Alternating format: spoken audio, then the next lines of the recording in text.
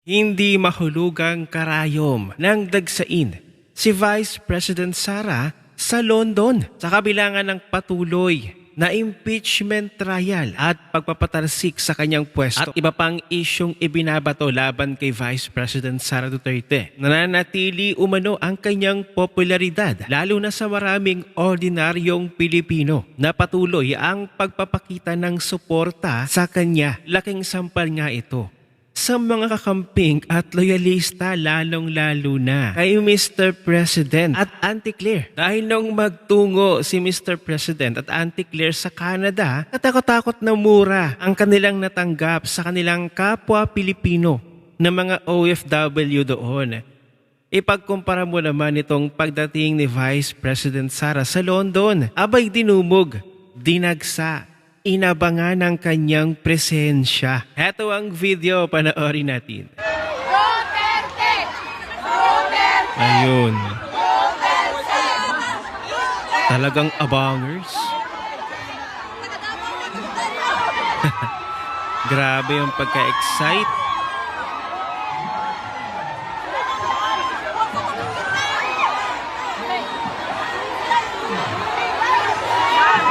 Ayan na, ayan na.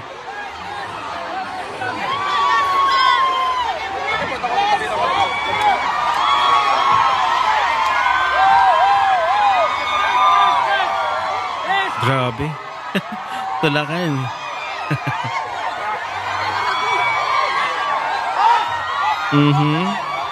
Ayun na siya, si VP.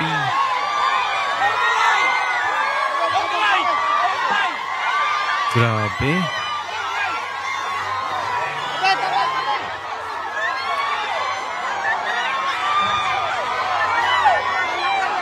Diba? Iba. Ibang isang Duterte. Pinagkakaguluhan. Instant celebrity. Grabe oh. Grabe. Masakit ito sa mata. Para kay Auntie Claire at BBM.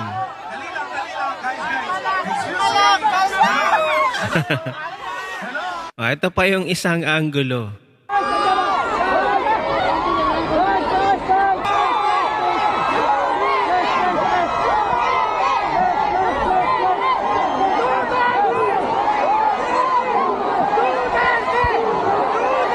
Grabe.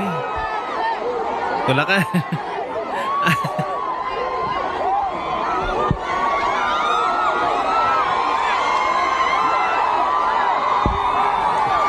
Daming tao. Grabe. Ayan o. Talagang pinagkakaguluhan siya.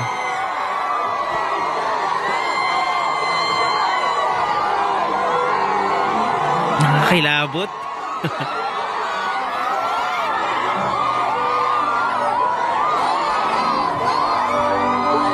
Nakakilabot. Para tayong nanambalik noong Duterte administration ni Tatay Digong, talagang pinagkakaguluhan din.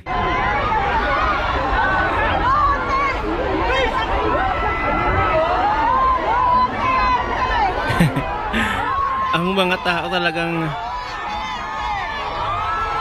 bababa pa lang.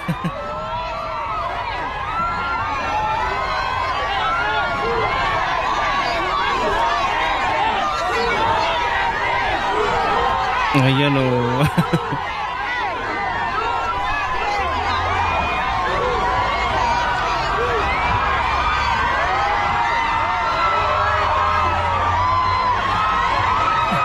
May napapasabi pang, oh my God. Grabe. Daming tao talaga oh.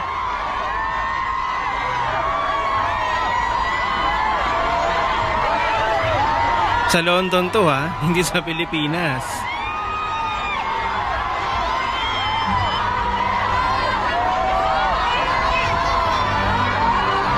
Ang dami talaga nakaabang. At ang pag-asa ng mga Pilipino ay talagang Duterte. Grabe, parang ano na, parang 2028 elections na. Ganito yung fever noong 2022 elections eh.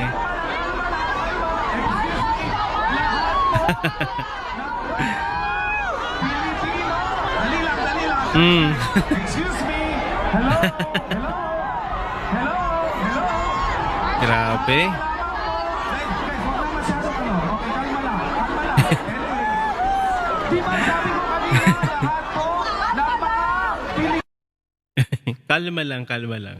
Oh, lahat ng Pilipino doon talagang gustong-gustong makausap, makadaupang palad, mahawakan, mayakap at makapagpa-picture man lang kay Vice President Sara. Kitang-kita nyo naman kung paano pagkaguluhan ng mga Pilipino sa London si VP Sara samantalang si Mr. President minura sa ibang bansa. Ganoon, kawala ng tiwala ang mga Pilipino kay Mr. President. Sa nangyayari ba naman ngayon sa Pilipinas? Talamak ang mga pinagbabawal na gamot na naman. Talamak na naman ng mga adik, malayang malaya. Maging mga kapulisan yata ay gumagamit na rin. Talamak ang krimen. Ang kriminalidad, doko po, napakataas, taliwas sa sinasabi at nire-report ng mga kapulisan na bumaba daw ang krimen sa Pilipinas at mas safe pa daw ngayong Marcos administration kumpara Duterte administration. Naniniwala ba kayo doon? At sa pinapakalat ng mga kongresista na magre-resign daw si Vice President Sara bilang Vice Presidente ng Pilipinas, heto ang sagot ni VP Sara. Ma'am, ano po masasabi niyo sa performance ng defense team niyo sa ongoing impeachment trial? Yes. Lagi ako nagpapasalamat sa legal team, sa defense team, at sa mga kababayan natin sa suporta nila sa akin at syempre sa tulong nila sa akin at patuloy nila na pagtitiwala sa Office of the Vice President. Personally, ma'am, kumusta na po kayo? Oh, okay lang ako, ma'am. Masakit lang yung paa ko sa pagtayo Okay ng lang. oras. Thank you for coming here, ma'am. Yes, masaya ako na nakasama ko ang ating mga Yes. kababayan dito sa London at sa iba't ibang lugar galing sa United Kingdom. At masaya din ako na nakausap ko sila at nalaman ko kung ano yung mga problema bilang isang overseas Filipino dito sa United Kingdom. At syempre, nagpapasalamat ako sa panahon na napaabot ko sa kanila yung mensahe ko para Lagi sa naman, mga Madam kababayan natin. Vice May President. balibalita po, ma'am, na magre-resign po kayo. Your reaction po on this? Oh, never gonna happen. Oo. Oh. Hindi ako magre-resign dahil yun ay parang betrayal Yes. sa 32.2 million Tama. na mga kababayan natin na bumoto sa akin. Kung gusto ni BBM, tanggalin niya ako, gawin niya ang lahat, tanggalin niya ako. You have publicly declared, ma'am, that you will run for president sa 2028 and Senator Robin Padilla said that he is willing to run as VP. Your reaction to this move? Sa ngayon, pinaprioritize namin yung trabaho namin Yes, oo. sa Office of Yun the muna. Vice President at yung defense sa impeachment trial. Kahit pa man na sinabi ko na tatakbo ako sa 2028 elections, lahat ng preparations doon ay mangyayari kapag tapos na yung impeachment trial. O, gets mo na. Joel Chuchu, wa. Hindi po magre-resign si VP Sara. At nabanggit din ni Vice President Sara sa kanyang naging speech sa London na inaabangan na daw ng taong bayan at lalong-lalo na ng mga taga-suporta ng Duterte na sa susunod na linggo daw ay inaabangan ng pag-uwi ng dating Pangulong Duterte. Ito ang video. Maraming salamat sa inyong mga kababayan natin. Duterte.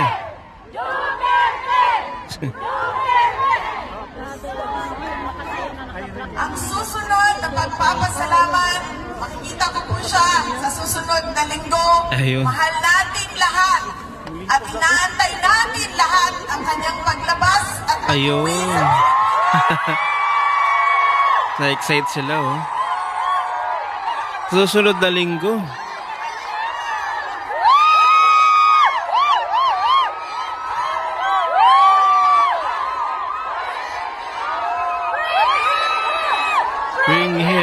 Rome.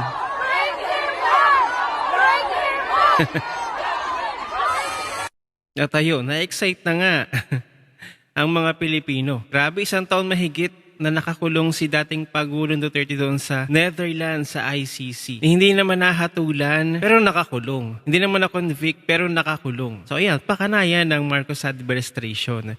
So ngayon, nakakarma na itong si Mr. President kasi yung si US President Donald Trump ay pinapabuwag na ang International Criminal Court at mananagot nga at mapaparusahan ang mga bansang nakikipag-cooperate pa sa ICC. So talagang posible na makauwi ang dating Pangulong Duterte mula sa The Hague, Netherlands, ICC, pauwi ng Pilipinas. At sana'y magkatotoo ang sinabi ni VP Sara na sa susunod na linggo ay aabangan ng pag-uwi ng dating Pangulong Duterte. Ano ang masasabi ninyo na dinumog ngayon si VP Sara sa London? Kumpara natin ito sa pagbisita ni Mr. President at ang kanyang asawang si Lisa at si Auntie Claire sa Canada. Minura sila, pinagtawanan, kinutya. At hindi lang yan, isinusumpa na sila doon. So kitang-kita nyo ang kaibahan ng Marcos at ng Duterte.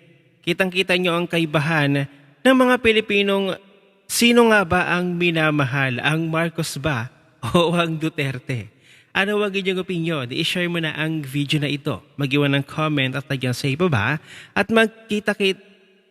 magkita-kita ulit tayo sa susunod na video.